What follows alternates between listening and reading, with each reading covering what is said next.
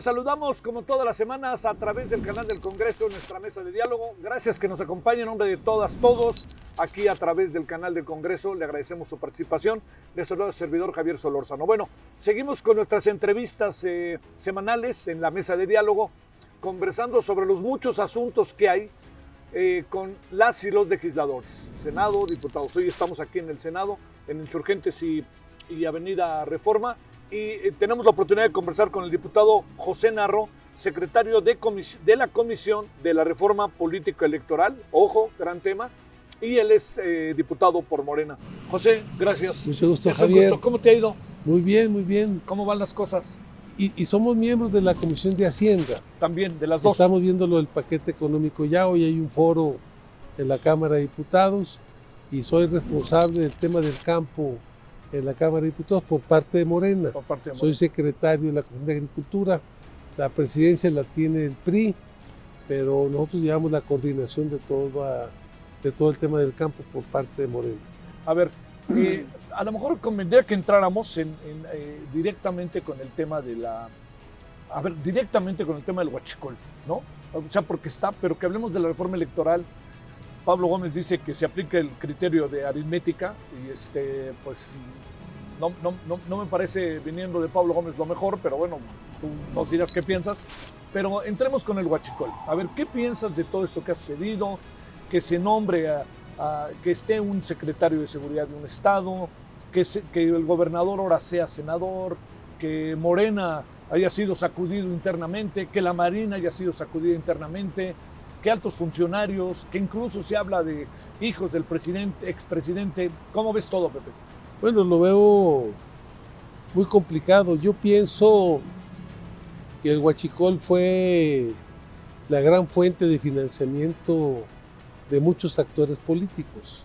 Mira. Inicialmente, pues, del que se llama el rey del huachicol, Carmona, pues era gente de cabeza de vaca.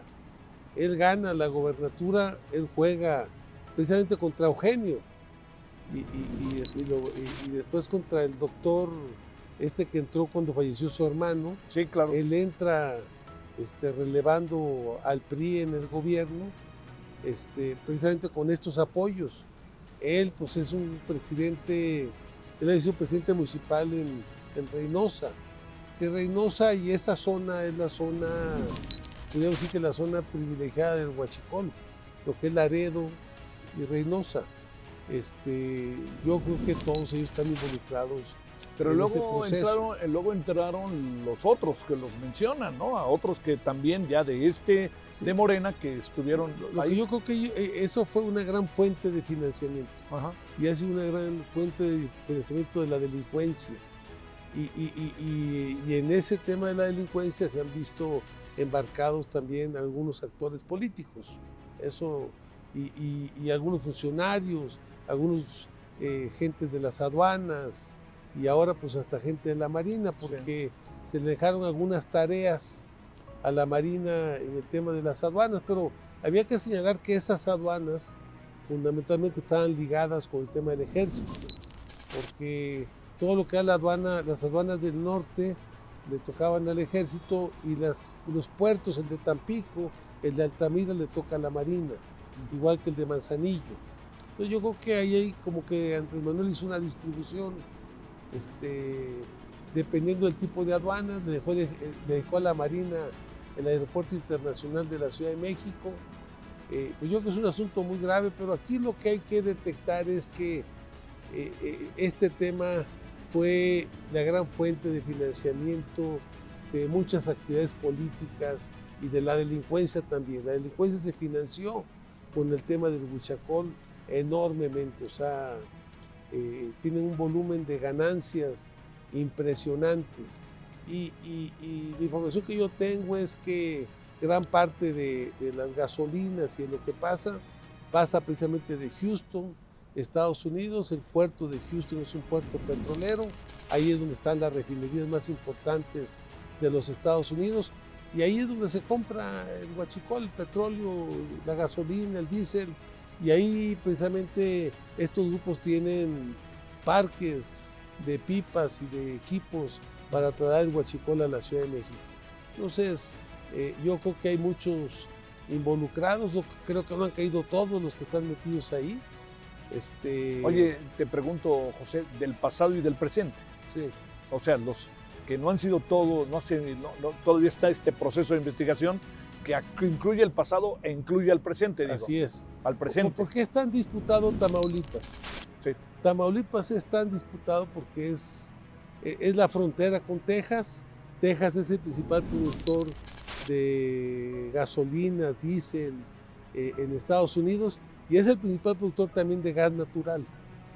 Entonces, es una gran fuente de energía Texas para México y para los Estados Unidos. Es la principal fuente de energía. Por eso es importante Tamaulipas. Cuando fue gobernador Cabeza de Vaca, pues Javier Lozano se fue a trabajar allá. El que estaba en comunicación social con Felipe Calderón se fue a trabajar allá. Roberto Gil también trabajaba allá con Cabeza de Vaca. O sea, todo el equipo de Felipe Calderón se fue a refugiar para allá, porque es tanto el volumen de recursos, sobre todo de los giros negros, pudiéramos decir, que desde ahí se puede lanzar una candidatura a la presidencia de la República. Gran parte de la guerra sucia, de los bots, de la guerra sucia en las redes, ¿de dónde se financia? Yo creo que ahí se financia una parte importante de la guerra sucia. Entonces yo creo que es muy importante parar. Ayer se hablaba de mucho dinero de elevación fiscal, del huachicol fiscal, de lo que se va se hablaba creo que de 40 mil millones de dólares de elevación fiscal que genera el tema del huachicol fiscal. O sea, estamos hablando de que en Tamaulipas se encontraron 10 millones de litros de diésel de gasolina. Acá en Baja California se agarraron otros, creo que fueron 5 millones. En Coahuila se agarraron 15 millones de litros. Pues todo eso pasa fundamentalmente por esa frontera. Y yo creo que es muy importante ahí el ataque a este problema de corrupción y de impunidad que es el huachicol. Hoy que se está atacando el huachicol, que se está atacando el fentanilo, ¿cuál es el delito que está creciendo? La extorsión. Porque la extorsión hoy, la delincuencia ya generó sus propias empresas y se dedican a ellos a vender la cerveza, a vender el cigarro, y la gente que no le quiere comprar en las tiendas el cigarro, pues los amenazan. Sí. O se vende el cigarro de la delincuencia y se vende la cerveza y el alcohol de la delincuencia o no se vende. Sí. Entonces, hoy tenemos un problema del crecimiento de la delincuencia. Pero en el huachicol, yo espero que se haga la investigación a fondo, que salgan todos los que hayan estado o estén implicados en ese, Oye, ese problema. Y te diría, José, digamos, una autocrítica muy interesante de la Marina, pero también que obliga a actuar a la Marina internamente, ¿no? La obliga, o sea, es algo excepcional la forma en que fue el discurso del 16 de septiembre, pero obliga a la Marina a actuar internamente, porque si no, va a ser una autocrítica pues de palabra.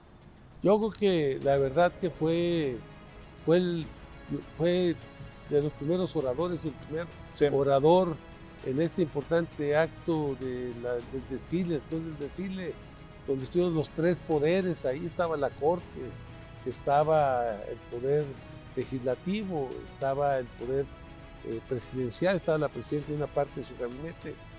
Muy impresionante el discurso del secretario de Marina, muy fuerte, podríamos decir, pero muy claro y muy importante, porque aceptan la autocrítica. Yo creo que ahora ellos tienen que tomar medidas para precisamente una institución tan importante para la República como es la Marina, pues se despeje de este tipo de actos y de hechos que la oposición a veces de ahí se agarra y dice, por eso nosotros estábamos en contra de que la Marina y el Ejército se metan a ese tipo de actividades. Pero yo creo que es muy importante darle su lugar a la Marina. Yo creo que la Marina ha jugado muy importante a favor de la República y de la seguridad, porque ¿cuál es el problema que tenemos en el fondo? El problema es que el problema de seguridad el problema de la delincuencia, el problema de la delincuencia organizada, es un problema tan grave que es un problema de seguridad nacional.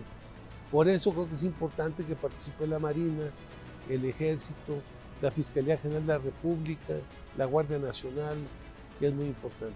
A ver, ahora, José, ¿qué es lo que los diputados tienen que discutir de aquí al día 30 de noviembre, 1 de diciembre? ¿Cuál es la agenda, particularmente para Morena? Y también diría, ¿no?, la agenda de la Cámara en su conjunto, lo que incluye a la oposición.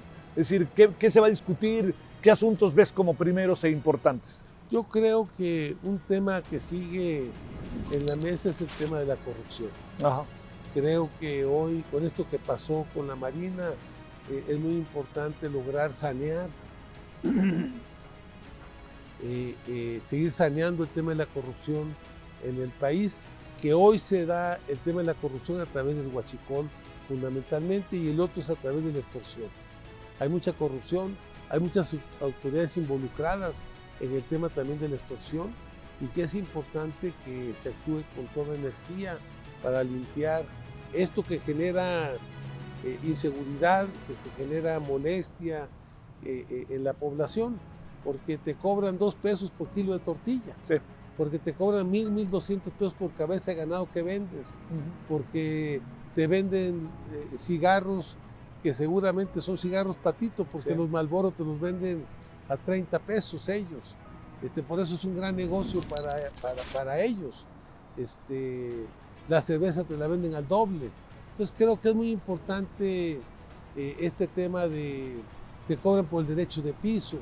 En el campo te están cobrando si tienes bodegas, te cobran por derecho de tener tu bodega. Si mueves gente en tus camionetas para sembrar, para piscar, te cobran un impuesto también. Entonces, ¿por qué? Porque se les está cerrando a la delincuencia el financiamiento a través del fentanilo, los laboratorios y todo lo que se ha incautado. Hoy están recurriendo a otras áreas como es el tema del huachicol, el tema de la extorsión, fundamentalmente. Ahora, digamos, el tema de la extorsión, que es también, hay números negros, ¿no? O sea, ¿cuántos asuntos? A ver, en tu tierra, Zacatecas, cabrón. Estamos... O sea, a ver, yo te pregunto, ¿qué números negros habrá en Zacatecas? Altísimo, ¿no? Nadie quiere denunciar, ¿no? Nadie quiere denunciar, porque aparte ellos se han ido apoderando de las presidencias municipales, o sea, del territorio, ¿no? Al lado de la presidencia municipal está la oficina de ellos. Con esto tienes que pedir permiso para los 15 años, para las fiestas, para los bautizos. A ver, pero ¿cómo hacerle ahí, José, siendo que muchos de estos presidentes municipales son de Morena? Tienes que limpiar. ¿Cómo tienes que hacerle? Irte parte por parte, haciendo exámenes de confianza, ir limpiando las presidencias municipales. Porque necesitamos pues, limpiar y lograr que la presidencia juegue el papel que debe jugar, porque también son otra fuente de financiamiento de ellos. Claro. Ahora ellos tienen sus propias constructoras, sus empresas, y ellos ellos hacen toda la obra pública en los municipios. Toda la iniciativa privada, todos los constructores están paralizados, porque ellos son los que se quedan con una buena parte de la obra. Entonces creo que es muy importante empezar a limpiar a México, y creo que pues está haciendo una gran labor en el tema de la seguridad, pero es un poco como el cáncer, lo cortas aquí y se viene la metástasis. La metástasis en otro lado. Así es. Creo que es muy importante, por eso creo que es muy importante esta ley contra la extorsión. Creo que contra el huachicol hay que seguir actuando a mano firme, porque ahí hay 2 tipos de huachicol: el fiscal, el que se importa, y el otro, el del piquete. Y el del piquete, el del robo de combustibles, sobre todo de Pemex. Sí, y todo eso a quien perjudica es a Pemex. Sí, claro. Oye, hoy algunas informaciones han sacado que de hecho algo está pasando en Dos Bocas, que ahí están atacando, sacando ahí el piquetazo, ¿no? Y con altos niveles de corrupción, inevitablemente, y están exponiendo al ejército y a la marina, ¿no? Así es. No, yo creo que por eso creo que se tiene que hacer, pues todo este grupo de la barredora de Tabasco, se tiene que hacer una investigación a fondo e ir limpiando todo eso, hacer cambios, rotación de mandos en donde sea necesario para poder enfrentar este gran problema de la corrupción y de la delincuencia que hay en nuestro país. Déjame, si no te importa, diputado, hablar de tu estado antes de que hablemos de reforma electoral y de la Comisión de Hacienda. Sobre todo la reforma electoral, ¿no? Que es algo que tú has trabajado mucho tiempo a lo largo de tu vida política. Pero déjame plantearte tu estado. A ver, viene un cambio de gobierno y el cambio de gobierno coloca a un candidato que aspira, ¿no? Él dice, el que respira, aspira. Dice, ¿no? Dice el senador. Pero aquí el asunto está en, bueno, ¿tú cómo lo ves como zacatecano? Digamos, a ver, yo te lo planteo de esta manera. Una cosa es cómo lo ve alguien de fuera del Estado, militante, el tema del nepotismo, todas estas cosas que se ha hablado tanto. Y otra es quién es zacatecano. O sea, yo te diría, ¿aspiras? Nosotros aspiramos. ¿Aspiras a ser candidato a gobernador? Desde la gobernatura. A ver, bueno, cuéntanos cómo ves el asunto en términos generales, lo político, diríamos, de Zacatecas. En el tema político, pues hay una familia. Los dos senadores son parte de la misma familia. Los Monreal. Porque está Saúl Monreal, está Verónica Díaz, que estaba casada con Luis Monreal, sus hijos ella es miembro de esa familia de alguna forma. Entonces, pues los dos de alguna forma están implicados. Una fue candidata a alcaldesa en Cuauhtémoc, ¿no? Que se alargó la elección terriblemente, pero acabó ganando el PAN. El PAN. Verónica Díaz es senadora actualmente, ¿sí? Es cuñada de ellos, o era cuñada de ellos, es parte de la familia, los hijos son de Luis Monreal, de otro de los hermanos, del más pequeño de los hermanos de los Monreal, es más grande que Saúl es el más pequeño de todos los hermanos, de los 14 hermanos que son. Yo creo que es muy importante, ellos tienen una fuerza política muy importante en el Estado, pero también ya tienen un nivel de rechazo muy fuerte. Yo creo que si van ellos es muy posible que se pierda por Morena la candidatura, eso es lo más importante. Creo que ya la gente, como dijo Andrés Manuel en su momento, el nepotismo es corrupción, o sea, se privilegian los intereses, los privilegios de la familia muchas veces, y se repiten los esquemas de que los hijos de ellos son los que andan haciendo, también andan metidos en el negocio, andan metidos en el tema económico, controlan las ferias, controlan las actividades económicas, una parte de las actividades económicas del Estado. Creo que es muy importante dejar que florezca Zacatecas. Una parte es el tema de la seguridad, que bueno, donde ellos también han estado, hoy se ha resuelto el tema de la seguridad en forma importante, pero sí ha bajado el homicidio doloso, mucho es el estado donde más ha bajado, pero ha subido la extorsión impresionantemente. Entonces, creo que es muy importante no repetir los viejos esquemas del caciquismo, sí, los viejos esquemas los esquemas feudales donde casi el poder es propiedad de una familia y la familia es la que se rota, la que sigue en el poder unos y otros. Hoy necesitamos que se democratice, que se dé la vida pública, es lo que la gente de Zacatecas quiere. Por eso ellos tienen un alto nivel de rechazo. A ver, ¿por qué se perdió Fresnillo? ¿Quién gobernaba Fresnillo? Saúl gobernaba Fresnillo. Se pierde Fresnillo con el PRI. Ellos gobernaban de alguna forma Zacatecas, la capital. Se pierde Zacatecas, la capital, con el PAN. Yo te quiero decir algo que no se ha dicho. En la elección estatal, sí, por cerca de 20,000 votos, Morena está abajo de la alianza PRI-PAN-PRD en Zacatecas. O sea, en Zacatecas, o sea, ya no es un camino al cielo fácil, ¿eh? Aunque la presidenta gana por más de 100,000 votos. O sea, la a nivel gobernatura federal, pero a nivel de los espacios estatales, en Zacatecas se pierde, en las elecciones municipales perdemos por cerca de 20,000 votos nosotros. Entonces, no está fácil, pero eso es parte de la molestia que se expresa porque sigue una familia en el gobierno, ellos siguen gobernando desde el 98, sí, porque entró Ricardo en 98-2004.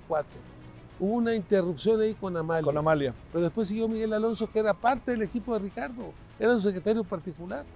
Y Miguel luego otra Alonso. vez llegó David. Y otra vez llegó David. O sea, ellos han gobernado por 6, 12, 18, hoy 24 años en Zacatecas. Con la interrupción de Amalia. Con la interrupción de Amalia, que fue la única. Sí. Amalia los expulsó del PRD. Lo recuerdo. En el 2010 fue la campaña de Miguel Alonso contra Toño Mejía. Toño Mejía era senador. Y lanzan a David Monreal. Se divide el voto de la izquierda. Y de alguna forma ellos se habían declinado a David para que apoyara a Miguel Alonso, porque realmente Miguel Alonso era la opción de ellos. O sea, quienes ganan son ellos. Sí. Ellos se mantienen en el poder, siguen con los mismos. O sea, entonces nosotros decimos, pues sí se requiere un cambio. O sea, eso que pasó en Zacatecas nos refleja que difícilmente ellos van a ganar. Hoy necesitamos hacer lo que pasó en Morelos o en Veracruz. Se requiere un cambio dentro de Morena, o sea, que Morena cambie con las caras que están al interior de las propuestas que pueden salir adelante y pueden sacar adelante el gobierno del Estado. Bueno, a ver, pero sí, en tu interés está luchar por la candidatura a la gobernatura dentro de Morena. Así es, vamos a luchar. Podría pasar, bueno, es que es mucha especulación, pero se habla luego de que a lo mejor no va por Morena, sino habrá una fuerza política que lo quiera de candidato en función de este planteamiento de hasta el 30 está lo del nepotismo, pero ha dicho la propia presidenta del partido que desde el 27 ya se aplica. Así es. Y yo creo que difícilmente ellos están apostándole a jugarla fuera por el Verde o por el PT, pero yo creo que sería una deslealtad. Pero bueno, cada quien sabrá. ¿Sabrá? Sí, bueno, a ver. Pero lo que sí te digo es que no creo que gane, porque sí hay como un tucón, todos contra los Monreales. O sea, ahí hay una alianza muy grande de muchos, de Morena, de que ya dijeron, ya basta, ya. Sí. Estamos, como dijeron los zapatistas, ya basta. Oye, es que lo que puede pasar es, como hace rato platicábamos, ¿no?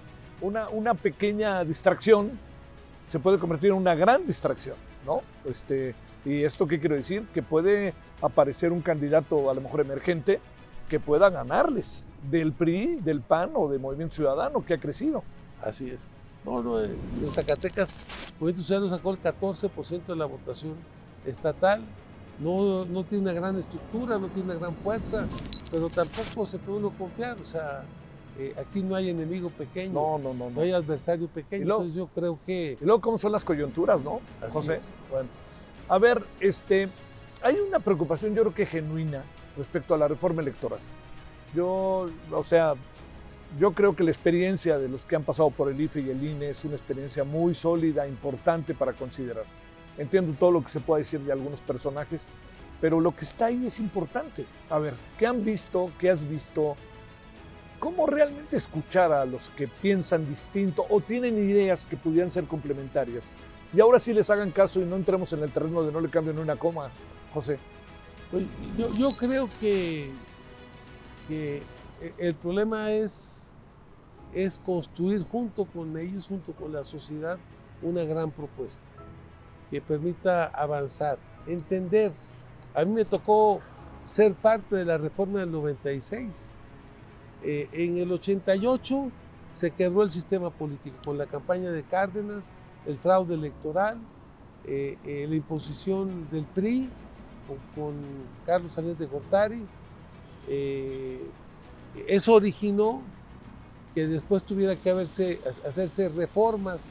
El gobierno, nosotros vivíamos un sistema político de un partido de Estado, donde el gobierno tenía el control del órgano electoral, del registro del padrón electoral, tenía todo. Ellos eran los jueces, los que dictaminaban, los que resolvían todo. Eso se rompió. En el 2006, con la reforma del 96, se hizo un cambio, que fue lo que permitió que Cárdenas ganara la capital. Por primera vez se pasó, podemos decir, de un sistema de partido único a un sistema de partidos. Se dio financiamiento para los partidos, el secretario de Gobernación dejó de ser el presidente del IFE. O del colegio electoral. Del colegio electoral. Todo eso, el colegio electoral eran las cámaras pero las cámaras las controlaba el PRI, era un sistema de partido único.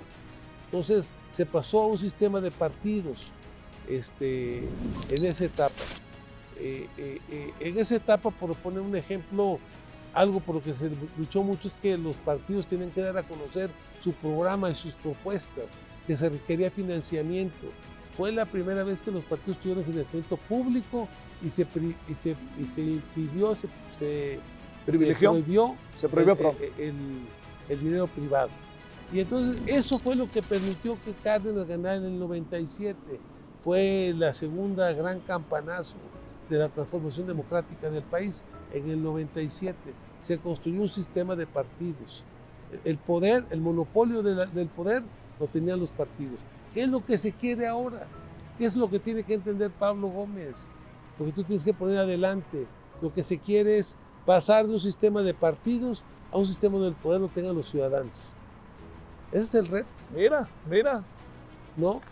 El reto es cómo logramos que esto que dice la Constitución, que el poder reside en el pueblo, sea el pueblo y los ciudadanos que realmente decidan. Porque hoy, ¿quién tiene el monopolio de la política? Los partidos. Esos son los que registran los candidatos. Sí. Y en aquel entonces se dijo, necesitamos recursos, muchos recursos, para poder difundirlos y contratar tiempos a los medios de comunicación. Después se hizo una reforma y a los partidos se dieron los tiempos del Estado y se les prohibió contratar tiempos en el espacio, en los medios, pero no se les quitó el presupuesto. El presupuesto que se les ha dado a los partidos era para eso. Y entonces, hoy tienes un órgano electoral obeso, mucho dinero por aquí y por allá. Dinero. Para ponerte un ejemplo, este año, ¿sí? el INE trae 27 mil millones de pesos. Sí. Para el año que entra, presentaron una propuesta de presupuesto de 22 mil millones de pesos. Ajá, 5 mil millones menos. Oye, este año tuviste elecciones del Poder Judicial Federal. Este año tuviste elecciones en Durango y en Veracruz. Y el año que entra no va a haber elecciones. ¿Por qué requieres 22 mil millones de pesos? Para los partidos. Pero impresionante. O sea, necesitas tú ya, no puede haber una sangría tan importante. Sí, es mucho dinero. Mucho dinero. Porque además luego los partidos, la verdad que también te planteo, digamos, por tu experiencia, a ver, el Partido Comunista, el PRD, el PSUV, todo esto, todo lo que quieras. PMS, el Partido Mexicano Socialista. A ver, todo eso te preguntaría, ¿hay suficiente transparencia de los partidos con los dineros? Por eso hay que cambiar. Claro. Porque hoy tienes un monopolio de los partidos y hay partidos que tienen dueño. O sea, dice la Constitución, los partidos son instituciones de interés público, sí, del pueblo, sí, pero hay monopolios, hay grupos de interés que están adueñados de las franquicias electorales. Entonces, pues eso, por eso creo que es importante mover todo eso. O sea, hay partidos que no se ven como partidos democráticos, son franquicias, se van negocios. Se van heredando. ¿No? O hay partidos que de repente surgen de la nada, ¿no? Y duran 6 años, 3 años, y ya se llevaron su tajada. Así es. Y vámonos, ¿no? Así es. Entonces necesitamos hoy construir un nuevo sistema político donde el poder lo tengan los ciudadanos, donde los partidos puedan ser un instrumento de participación político-electoral, pero no sean los que tengan el monopolio y el control de la política de este país. Hoy la democracia debe de estar y debe de residir en la gente, sí, y en la participación de la gente. Eso es algo inédito, porque no está fácil en el mundo entero. ¿Cómo hacerlo? ¿Cómo hacer la representatividad? ¿Ahí qué has pensado? ¿Cómo hacer esta representatividad? Yo creo que no hay que terminar con los pluris, a lo mejor pueden disminuirse, pero creo que todos los que entren al Congreso deben de pasar por el voto de la población. O sea, los más votados son los que deberían de llegar por cada partido y no debe haber listas donde los que tienen el monopolio, sí, de los partidos, claro, siempre van y vuelven a ir, o se defienden, o defienden sus intereses, sí, o defienden la impunidad para no poder ser castigados. Oye, a ver, ¿cómo hacerle con un asunto que, digamos, en muchos países del mundo se plantea? Tú haces una elección para diputado, tú ganas, ¿no? Pero el que queda en segundo lugar queda muy cerca de ti. ¿Cómo hacemos para que esa representatividad de la sociedad se vea? ¿O el que gana, gana todo y así es y punto o qué? Por eso es importante que estén las pluris, porque Claro, allá adquirieron otra dimensión. debe de quedar una representación de las minorías, que aunque no ganes, debemos de pasar a un sistema de representación pura, debemos de quitar la cláusula de gobernabilidad, son cosas que hay que hacer. Y si tú ganas, tienes el 3% de los votos, de tener el 3% de los diputados. ¿Cómo lo vas a hacer? ¿Cómo vas a compensar eso? Vía los pluris. Pero ¿quiénes deben de entrar de los pluris? Los que vayan a la elección y queden muy cerca de ganar. Claro, no aquellos que voy a colocar al que era A mi presidente del pariente, partido, a mi hijo, al sí, sea amigo. A mi amigo, a mi compadre, Ajá. o a mi socio de la empresa. Sí, ¿no? O sea, claro. eso hay que acabarlo. Ujú. Hay que acabar con esos vicios de la política. Oye, a ver, ¿ya hay reticencias en esto? ¿Cómo romper esas reticencias? Porque, oye, olvídate del PRI y del PAN. Ustedes son una mayoría legítimamente constituida, lo que tú quieras. Pero ustedes traen ahí el poder, diría todo el poder, ¿no? O sea, yo no veo, José, yo creo que a lo mejor tienen menos votos, pero yo no veo que vayan a perder el poder en el Congreso del 2027. No creo que se pierda, pero por eso tenemos que ser cuidadosos con los aliados. Claro. O sea, por eso creo que esta reforma tiene que ser por partes. O sea, es claro que no puedes lastimar, que puedes presionar, puedes impulsar para que el Verde y el PT acepten algunas características de la reforma que se propuesta, pero parte de estos vicios también se representan ahí, igual en Morena. Entonces, por eso necesitamos democratizar, necesitamos abrir los espacios de la política para los ciudadanos. Híjole, eso va a ser el gran reto, ¿no? Ese es el gran reto. A ver, otro asunto. ¿Esto qué significa? Que probablemente saquemos una reforma que no sea la gran reforma. Tenemos que hacer otra reforma 28 o 29. Sí, pero sí está en el interés que haya una reforma que se pueda aplicar en el 27. Así Pregunto. es. Sí, ¿Sí? Sí. Bueno, el principal enemigo de Morena es Morena. Ya sabes, ¿no? En esto que se ha hablado mucho. Pues, yo no creo que, digamos, se pueda apostar porque la división de Morena permitirá crecer a los otros. Pero pregunto, hay cosas que de repente desde fuera se ven confrontadas. No me parece mal, pero el problema es cómo las van a dirimir. Pues tiene que ser a través de... creo que Andrés lo que construyó es una gran figura presidencial. Sí. Y yo creo que... Pero ya fue, ¿no? Ya fue Andrés. Ya fue. Pero ahora Claudia es una presidenta muy fuerte, que está tomando mucha fuerza. Yo creo que es más abierta Claudia. Sí. Yo creo que hay que apostarle a que ella coadyuve para que estas diferencias pueden ser dirimidas correctamente. Ya de alguna forma está enfrentando ella algunos riesgos. Claro. Cuando planteó lo del nepotismo y la no reelección. ¿Qué es lo que se percibe? Pues que había una Cámara electa en el 24, donde ella influyó, pero ella no decidió todo. Ella quiere formar su Cámara en el 27. ¿Lo que es lo que quiere? Porque no se reelijan los que ya están. Entonces me explico. Sí, muy bien. Formar más su Cámara. Entonces viene un cambio importante. Yo creo que aparte es legítimo que ella quiera tener una legislatura más cercana a ella. Creo que es bueno. Y yo creo que eso va a ayudar. Ella tiene que, en ese proceso, ¿quiénes se oponen? Pues los que estamos de legisladores, que seguramente muchos aspiran a reelegirse, ¿no? Yo espero irme a mi tierra a vivir y ojalá que me den la posibilidad de participar como candidato a la gobernatura, porque estamos seguros que vamos a ganar. Sí. Es un gran trabajo en el Estado. Pero estas son porque vas a lastimar intereses. Uh-huh. Eso va a pasar. En la política, cualquier reforma afecta, pero parte de esos intereses no están sustentados de un tema de legitimidad electoral. O sea, hay una oposición ahorita. Ajá. Una buena parte de la oposición aquí son plurinominales de lista. Pues eso no tienen, ¿me entiendes? Y son los que más ruido hacen, porque son los que más defienden sus intereses, es lo que está en el fondo. Por eso necesitas tú ir construyendo un sistema democrático, donde vayamos decantando, vayamos pasando, transmitiendo el poder, el monopolio del poder de los partidos a que el monopolio del poder lo tengan los ciudadanos. Eso es lo más complicado.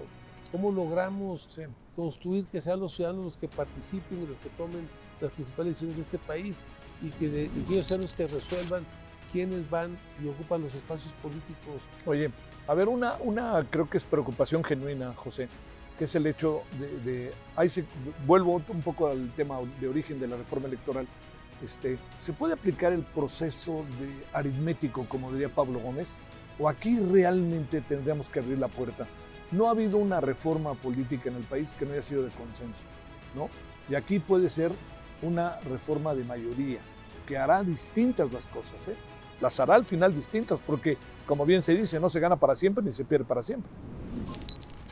Yo creo que hay que buscar el consenso. Y yo creo que eso es lo que está en el ánimo de la presidenta. De la presidenta. No es la matemática. Tengo mayoría simple o tengo mayoría calificada. No creo que eso funcione. Porque si no hay consenso en un tema tan importante que es el tema del poder, lo que estás generando es ya la contradicción y el pleito político por anticipado. Sí. O sea, y creo que una sociedad se legitima cuando todos van. Hay que convencer a los demás, hay que argumentar por qué es importante la reforma político-electoral.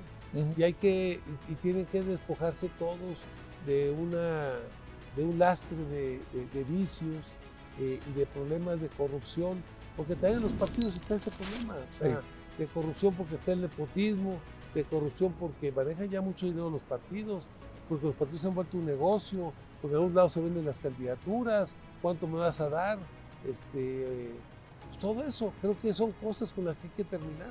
No puedes tú hacer, como dijo la presidenta y Andrés, no puedes tú hacer de la salud un negocio, tienes que hacer una mercancía. Hoy la política está viviéndose como parte del régimen neoliberal, necesitamos cambiar. La política no puede seguir siendo un negocio de familias, de intereses. Hoy necesitamos abrir la puerta a la gente y a la democracia. ¿Hay un consenso en este sentido al interior de Morena respecto a lo que dices, José? O digamos, o para decirlo claro, ¿no? Pues hay divisiones internas en donde la concepción de lo que debe de ser el proyecto de la 4T, cada quien lo trae en su portafolio. Así es más lo que tú dices, no hay consenso. Vemos lo del nepotismo. ¿Qué te dicen? Yo no estoy de acuerdo. Yo voy a ser candidato. Bueno, también es Guerrero, Félix Salgado. Entonces, vamos a tener que luchar contra esos vicios. No van a ser fácil. Va a haber disputa al interior de Morena.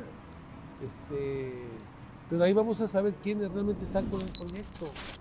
Y creo que la dirigencia del partido, la presidenta, que al final es la dirigente principal del proyecto, pues tiene que mantener el proyecto avante para que todo el proyecto de la reforma política, de la transformación del país, pueda ser viable, pueda ser posible.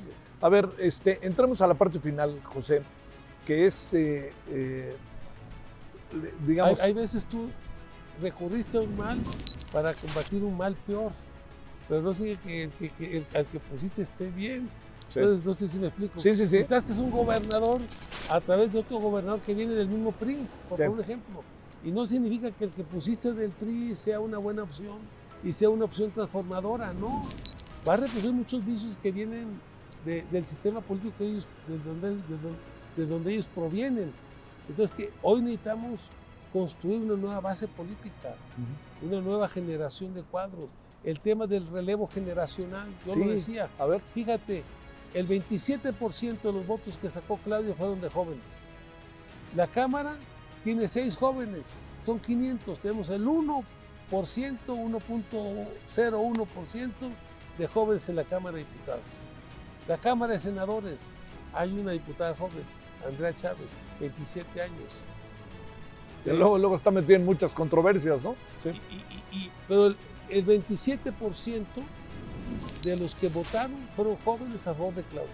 Pues tú dices, pues necesitamos abrirle el paso al relevo generacional.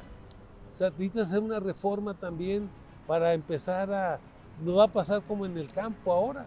En el campo, la población que está en el campo en México son de arriba de 55, Claro, 60 claro. años. Sí, sí, sí. Entonces necesitas en la política dejar que la gerontocracia, que los viejos sigan haciendo una mala política y los jóvenes están excluidos, están marginados. No, y Nada más los ocupas para pegar propaganda, para ser promotores del voto, para tocar casa por casa, para poner las sillas en los eventos, para poner el sonido. O sea, no puede ser posible eso ya. Es abrir la puerta a los jóvenes. Ajá. Hay que hacer el relevo de los jóvenes en esta sociedad. Bueno, a ver, déjame plantearte asunto que tiene que ver, tiene como muchas dimensiones para cerrar. Es el tema Trump, es el tema aranceles, es el tema migrantes, tu tierra. A ver, una reflexión sobre todo ello, que además también nos coloca con tasas de crecimiento modestas, ¿no? Diría hasta malas, ¿no? Malas, no diría malas. A ver, una reflexión sobre eso para cerrarte. Bueno, la economía norteamericana está calculada que va a disminuir. Sí. O sea, hoy tiene un crecimiento del Producto Interno Bruto del 2%, va a bajar al 1.9%. En el tema del desarrollo industrial de Estados Unidos, del 2% va a bajar al 1.1%. Su guerra de aranceles va a ser una guerra contra ellos mismos. O sea, es algo que no le va a ayudar a la economía norteamericana. Para la nada. inconformidad se va a dar más en Estados Unidos, porque va a haber desempleo, porque van a cerrar empresas, porque Estados Unidos, en el fondo, el problema que tiene Estados Unidos es que está perdiendo competitividad y es un país que es el país más endeudado del mundo y el déficit de Estados Unidos, lo que está buscando es que el mundo lo pague a través de los aranceles. O sea, tú tienes un déficit y quieres tener ingresos vía los aranceles para pagar tu deuda interna, porque tienes un aparato gubernamental enorme, costoso, que dilapida los recursos, sobre todo en el tema militar. O sea, tú le has apostado a una guerra militar y a fortalecer tus fuerzas armadas para seguir imperando en el mundo, pero ya eso no vas a poder competir con las nuevas tecnologías. Por eso China, hace 20 años Estados Unidos representaba el 50% del Producto Interno Bruto del mundo, representaba el 50% de la riqueza del mundo.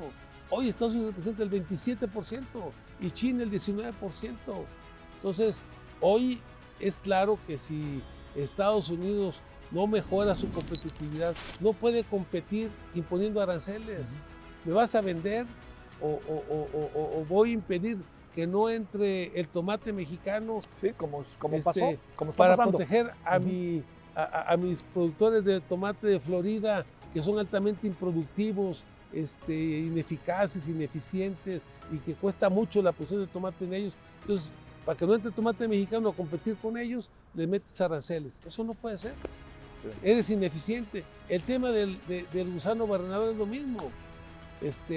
No puedes competir con el tema de la carne, entonces le pones aranceles, impides que entre el tema de la carne, proteges a tus ganaderos internos, sacas la excusa del ganado barrenador para proteger a tu mercado interno, pero te estás encerrando. China vivía encerrado y perdió.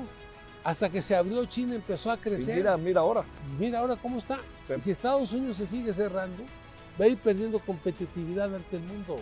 Y otros países van a empezar a ser un nuevo polo del desarrollo del mundo. Van a tener la nueva hegemonía económica del mundo. Eso es lo que va a pasar. Oye, pero en el camino, José, ¿qué pasa con nosotros y Estados Unidos? Nosotros tenemos que ser suficientemente hábiles para seguir ligados a Estados Unidos, pero la suerte de Estados Unidos no puede ser la suerte de México. ¿Sí? Entonces nosotros tenemos que mantener lo que dice la Constitución, una relación multipolar, una relación con todos los países. Por eso creo que este tema de imponer aranceles a los productos chinos, sobre todo a los automóviles, para que no le compitan a las marcas norteamericanas, sí, es lo que está en el fondo. Es poner a México al servicio de los norteamericanos. Creo que no es correcto. Yo creo que puedes meterle algo de aranceles, se está aprendiendo el 50%, sí, pero en el fondo es porque la industria automotriz norteamericana está perdiendo competitividad y quieres protegerla. Oye, y ahora hablando con especialistas chinólogos, para decirlo de una manera, ¿no? Sí. Muchos de ellos no están bastante molestos, ¿eh? Porque dicen, bueno, tomaron una decisión y tomaron la decisión y luego nos avisaron. Pudimos haber tomado la decisión los dos, ¿no? Así Y es un poco esta presión estadounidense, ¿no? Es la presión norteamericana. Sí. Entonces creo que México debe ser cuidadoso en su relación con China, con la India, porque hoy Ahí. la India, que era aliado de los Estados Unidos, hoy se integra más al bloque de Rusia, China y la India, que ahí se concentra no nomás más de la mitad de la población del mundo, No. sino se concentra más de la mitad del Producto Interno Bruto del mundo. Ahí. O sea, esa es la verdad. Entonces, Y luego, bueno, se ha hablado hoy, José, que empiezan las negociaciones del TEMEC. Ahí tendremos una nueva, yo fui presidente un nuevo frente. en el Senado del 18 al 24. A mí me tocó negociar el TEMEC.